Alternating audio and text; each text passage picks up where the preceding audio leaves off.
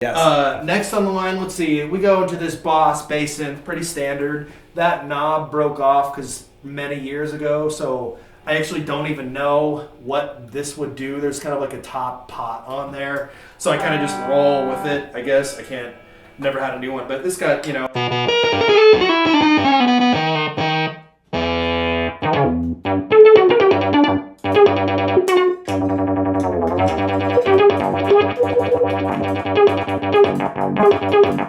So that's cool, super fun. What else did we go into? Man, you're like, because it's like, some of that stuff would never ever sound that cool on bass. And so watching you do it on guitar, I just go, yes, that's awesome, man.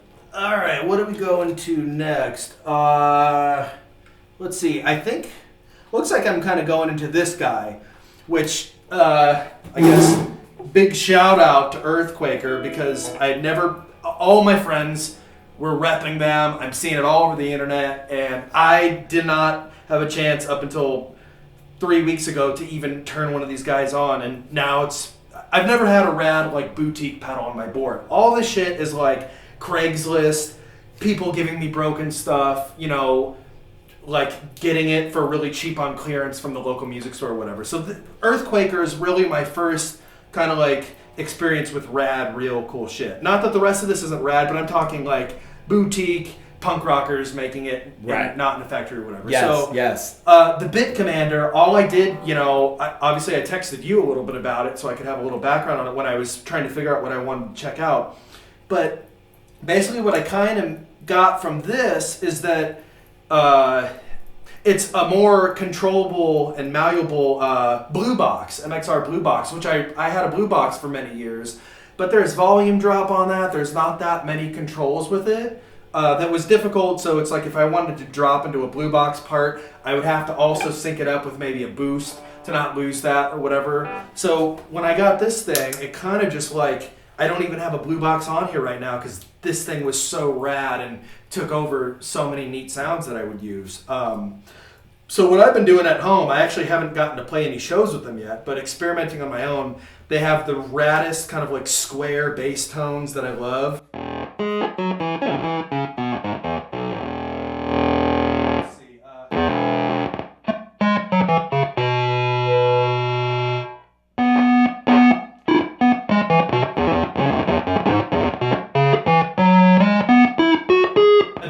It's got these rad settings. It's got a sub, it's got an octave down and an octave up. So this is kind of just the octave, the octave down all the way up, and then you could add in this stuff.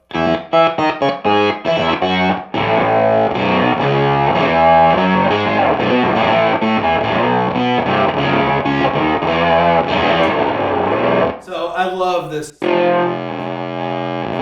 I just love that gritty dirt, and then you throw an overdrive on it, and that changes the character completely.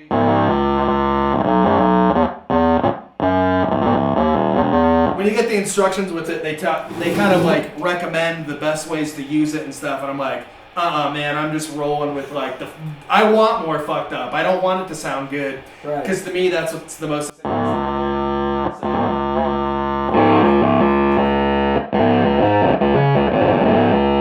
So I love that.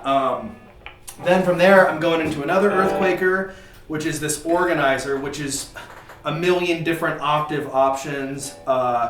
What's really exciting about this, I guess let me go roll to the pedal that comes after that, is this really funky Behringer multi-effect that I got at our bass player knew someone that worked at a music shop, this little hole-in-the-wall music shop, and I think he just kicked us a couple of these for free because they weren't selling and they were just kind of silly. Usually if it's a multi-effect, it's kind of like, like if you're not dedicating a pedal to one sound, it can get kind of hairy. But this thing was rad.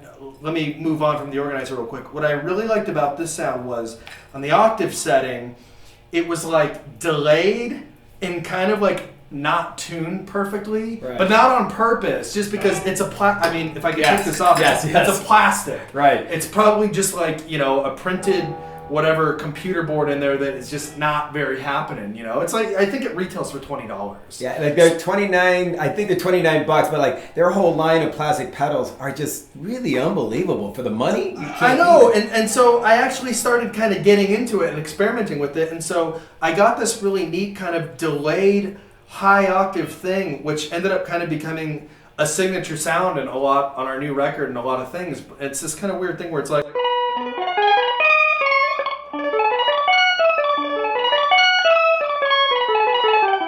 So it's got kind of that weird delay on it, but the other thing is there's a volume drop in it, and I've been smashing on this thing for a few years now, and I know it's just going to probably take a shit during the middle of a show. So I'm always kind of scared about it, and I mostly use it for that pitch shifter function. So when I got this organizer, I was really stoked because it actually has this lag knob on it, which controls the amount of delay on the actual octave. Right. So when you're kind of rolling, this is the lag all the way down.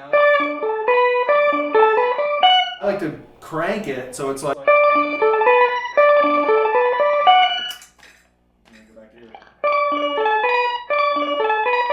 So to me, this thing has so much more control, whereas this thing, it's just kind of by default because I've fucked with it so much and it's gotten beer spilled on it and who knows what's going on the inside of it. Right, but this is rad because it's actually everything I would want in a sort of like octave pedal, and then it's got a cool choir function on it.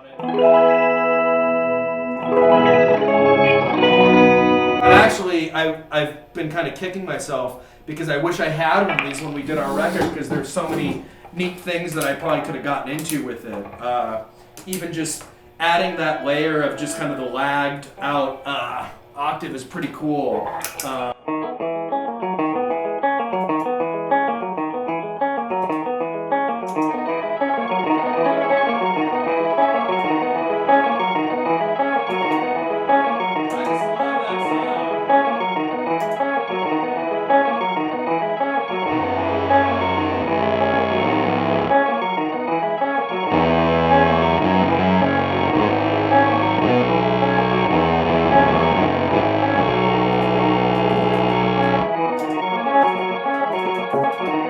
So yeah, those two Earthquakers back to back are so rad, and then moving down to this Behringer, it just gives me more time to mess with some of the other stuff. It's got a really funky delay on it, which kind of goes pretty. I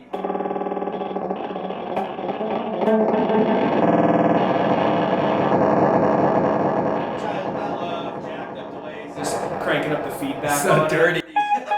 Yeah, totally dirty and just like jacked up, and then I kind of just back off the feedback. You know, it's at 99%, then you get a weird one.